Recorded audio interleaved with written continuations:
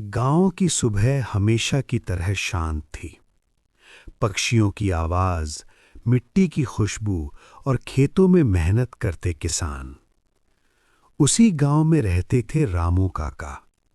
उनके पास ज्यादा कुछ नहीं था, बस छोटा सा खेत और परिवार।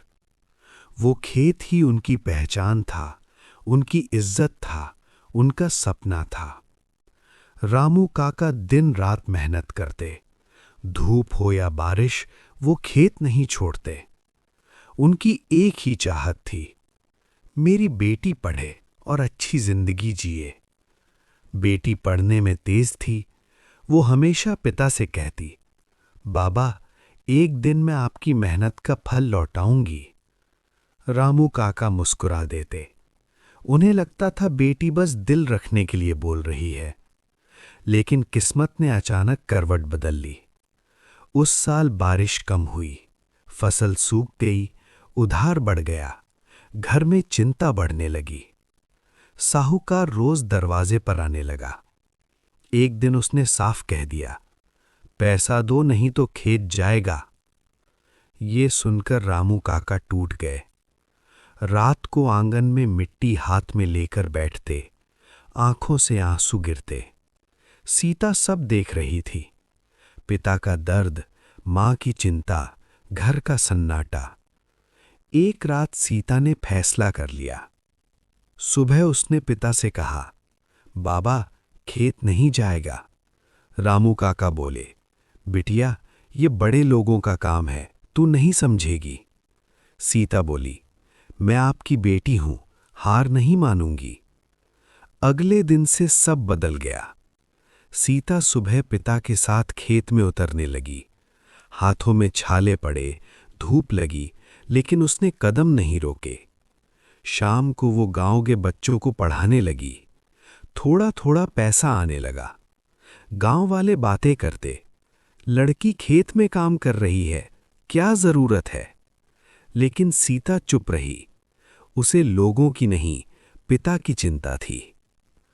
एक दिन सीता ने मोबाइल पर खेती की नई तकनीक देखी। कम पानी में ज्यादा फसल, नई बीज तकनीक, जैविक तरीका। उसने पिता को समझाया। शुरू में रामू काका डर गए, पर बेटी के भरोसे पर मान गए। दोनों ने मिलकर नई शुरुआत की। दिन बीतते गए, खेत धीरे धीरे हरा होने लगा। जहां सूखी मिट्टी थी, वहां उम्मीद उगने लगी। रामू काका पहली बार मुस्कुराए। फसल तैयार हुई, कटाई का दिन आया, और इस बार पैदावार उम्मीद से ज्यादा हुई। सीता ने पैसे जोड़े, ट्यूशन के पैसे, फसल के पैसे, और सीधे साहूकार के पास पहुंची। उसने पूरा कर्ज चुका दिया और कहा, ये खेत मेरे पिता की इज्जत है, इसे कोई नहीं ले सकता। साहूकार चुप रह गया। जब सीता घर लौटी, रामू काका दरवाजे पर खड़े थे। उनकी आंखों में आंसू थे, लेकिन इस बार दुख के नहीं, गर्व के। उन्होंने बेटी के सिर पर हाथ रखकर कहा, आज समझ आया, बेटी बोझ नहीं होती, वो घर की ताकत होती है, वो सहारा होती है। उस दिन गांव वालों की सोच बदल गई। जिस बेटी पर लोग सवाल उठाते थे, आज उसी की मिसाल देने लगे। और रामू काका अब जब भी खेत में जाते, मुस्कुरा कर कहते, ये खेत मेरी मेहनत से नहीं, मेरी बेटी की हिम्मत से बचा है।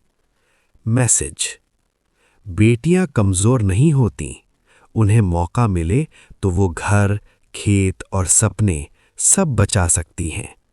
अगर आपके घर में भी बेटी है तो उस पर गर्व कीजिए, क्योंकि मुश्किल वक्त में वही असली सहारा बनती है।